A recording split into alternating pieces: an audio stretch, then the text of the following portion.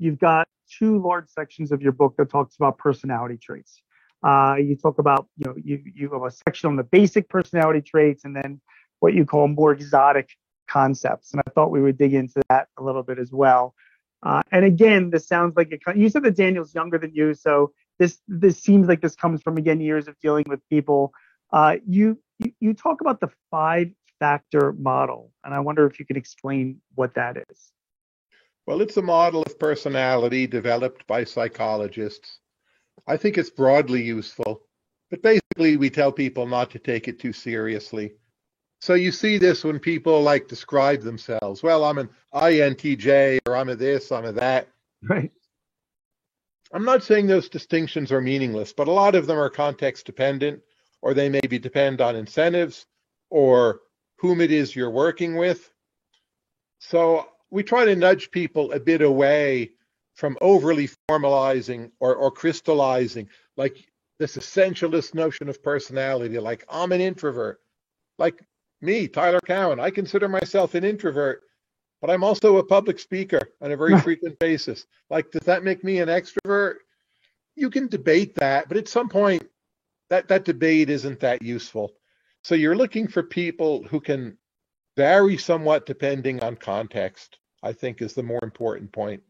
People who can be agreeable when they need to be, disagreeable when they need to be. Being neurotic can be highly useful. It's one of those personality traits. It sounds negative, but if you are in fact a social justice warrior, a lot of the most successful ones are highly neurotic. They're bothered by the world, and they react negatively and feel a need to do something about it, and they're a pain in the butt often. But they can be successful. So our main point is to think about personality traits contextually and not overly essentialize other people or even yourself.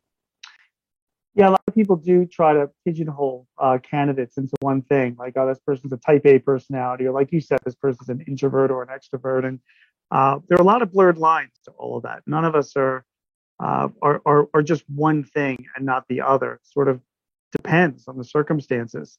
Tyler, what is sturdiness? Sturdiness is the ability to keep on going in the face of adversity. And again, it depends on the job. If it's just you need a programmer for a week, sturdiness probably doesn't matter. But someone who over the course of many years or decades will always be there for your company or institution, that's of great value. So I'm a big fan of sturdiness for many kinds of jobs. Is there any way to know that when you first meet somebody? I mean, or when you're interviewing somebody? I don't think you know it off the bat. If the person has a track record, I would look at the track record and put that way above whatever your personal impressions might be. This is getting back to your earlier point about judging too quickly. But very young people, of course, they don't have those track records. Sometimes I'm interviewing 16, 17-year-olds. But you still want to ask them for accounts of how things have gone for them working on their projects and look for some clues of sturdiness. It's much harder to tell, though.